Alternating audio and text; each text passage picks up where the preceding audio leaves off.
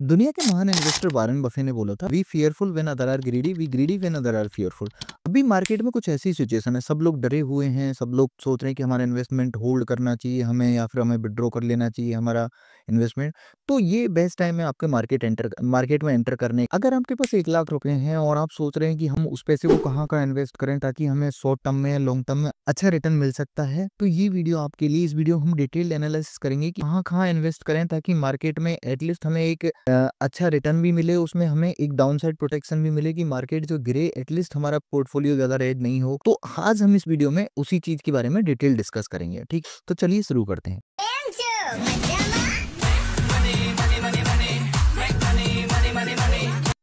तो सबसे पहले बात करते हैं इन्वेस्टमेंट की। इन्वेस्टमेंट मोस्टली 2 तरीके के होते हैं, एक तो शॉर्ट टर्म होता है, एक लॉन्ग टर्म होता है।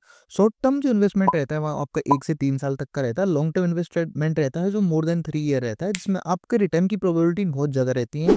वो आपका 10 साल भी हो सकता है, लॉन्ग टर्म 15 साल का भी हो सकता है।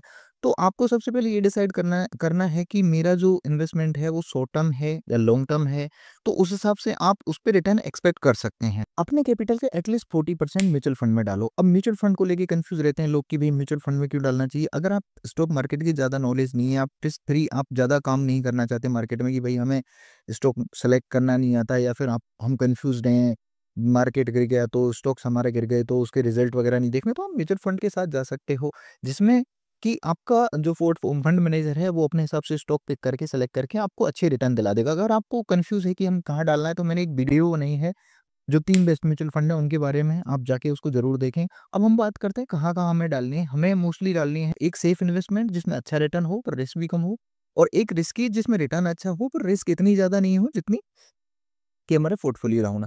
आप अपना 50% डालो, यानी 20,000 रुपए डालो आप आपके इंडेक्स फंड में, लार्ज कैप में, फ्लेक्सी कैप फंड में, जिनमें क्या रिटर्न थोड़ा कम रहता है प्रोबेबली, लेकिन इन केस फॉल होता है तो इतना ज़्यादा इम्पैक्ट नहीं पड़ता। दूसरा डाल सकते हो आप 50% आपका कैपिटल 20,000 डाल सकते हो आप स्मॉल या मिड कैप में। उसमें क्या रिटर्न बहुत अच्छा रहता है, लेकिन उसमें एक प्रोबेबिलिटी रहती है गिरने लगा तो उनमें लॉस होने का चांसेस ज़्यादा रहता है रेदर देन लार्ज कैप के। 40% कैपिटल डिप्लॉय होगा म्यूचुअल फंड में। अब उसके बाद बात करते हैं स्टॉक्स की। स्टॉक्स में भी इन्वेस्ट करना चाहिए, क्योंकि काफ़ी बार क्या होता है ना, कुछ-कुछ स्टॉक आपके निकल जाते हैं अच्छे, तो आपको लॉन्ग टर्म प्रोस्पेक्टिव पे एक अच्छा रिटर्न दे देते हैं, जो आप कभी भी एक्सपेक्ट नहीं कर सकते एक म्यूचुअल फंड से या और किसी चीज़ से, ठीक है? तो आपका 40% एटलीस्ट आपका स्टॉक्स में इन्वेस्टमेंट होना चाहिए। 40% में आप कैसे करोगे? उसमें भी सेम यही तरीका, 20% आपका आप आपके अच्छे स्टॉक्स में जो निफ्टी 50 के टॉप स्टॉक्स हैं, उनमें से 1, 2, 3 स्टॉक्स उठा लो, जो भी जैसे आपको बेटर लगे। कुछ स्टॉक्स रहनी चाहिए आपके रिस्की, जिसमें स्मॉल कैप के कुछ स्टॉक हो गया जिनका फंडामेंटल बहुत अच्छा हो, और कुछ स्टॉक ऐसे जो मार्केट में अभी लिस्टेड हुए जिनका रिसेंट आईपीओ आया 2, 4, 6 महीने या साल भर में, आपको लगता है कि इस स्टॉक में रिटर्न की प्रोबेबिलिटी बहुत अच्छी है, इसका मार्केट कैप अच्छा है, अगर ये रिटर्न देने की प्रोबेबिलिटी है, तो आप आपका 50-50% वहाँ डिप्लॉय कर दें 50 लार्ज कैप में। अगर आपको सेपरेट वीडियो चाहिए कि स्टॉक्स में कैसे सेलेक्ट करना है, बेस्ट स्टॉक कौन से हैं, तो आप कमेंट करके बताओ, मैं उसके सेपरेट वीडियो बना दूँगा।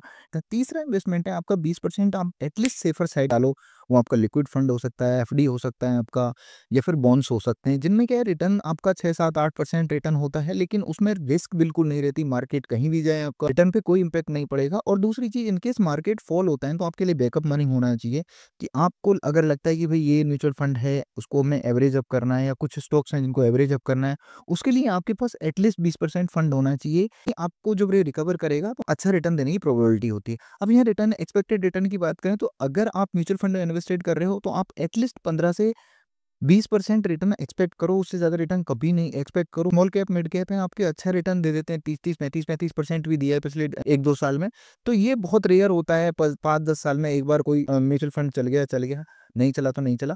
तो आप ज़्यादा एक्सपेक्ट नहीं करो। आप लार्ज कैप में आपका 12, 13, 14% इससे ज़्यादा एक्सपेक्ट नहीं करो। अगर आपके पास मिड प्लस स्मॉल कैप है तो 20% से ज़्यादा एक्सपेक्ट नहीं करो।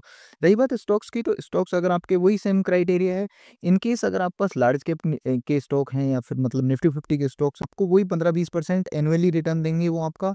और आपके अगर स्मॉल कैप में स्टॉक्स हैं तो आपके, हाँ, वो कभी-कभार चल जाते हैं, कुछ-कुछ अच्छे निकल जाते हैं उनमें, और वो रिटर्न 1-1 महीने में, 2-2 महीने में, 5-5 महीने में डबल भी हो जाते हैं। वो आपके इन्वेस्टमेंट पे या उस पे सिलेक्शन पे। अगर आपको फंडामेंटल्स पे स्टॉक्स कैसे सेलेक्ट करें, उस पे वीडियो चाहिए तो सेपरेट मुझे कमेंट कर दो, मैं उस पे वीडियो बना दूँगा कि अच्छा लॉन्ग टर्म के लिए, शॉर्ट टर्म के लिए स्टॉक कैसे ढूँढें जिसका फंडामेंटल्स बहुत अच्छा हो, जो मतलब आने वाले टाइम में कि हमें स्टॉक पिक करना है, तो हम कैसे एक स्टॉक में क्या-क्या चीज़ देखें जिनको देख के हम एक अच्छा रिटर्न बना सकते हैं। तो ये थी आज की वीडियो। तो थैंक यू फॉर वॉचिंग। अगर आपको वीडियो अच्छी लगी हो, वीडियो को लाइक करो, चैनल को सब्सक्राइब करो। किसी भी चीज़ के रिलेटेड आपको टॉपिक चाहिए, आप कमेंट करके बताओ, मैं उस टॉपिक पे जल्दी कोशिश करूँगा वीडियोज़ बनाने की।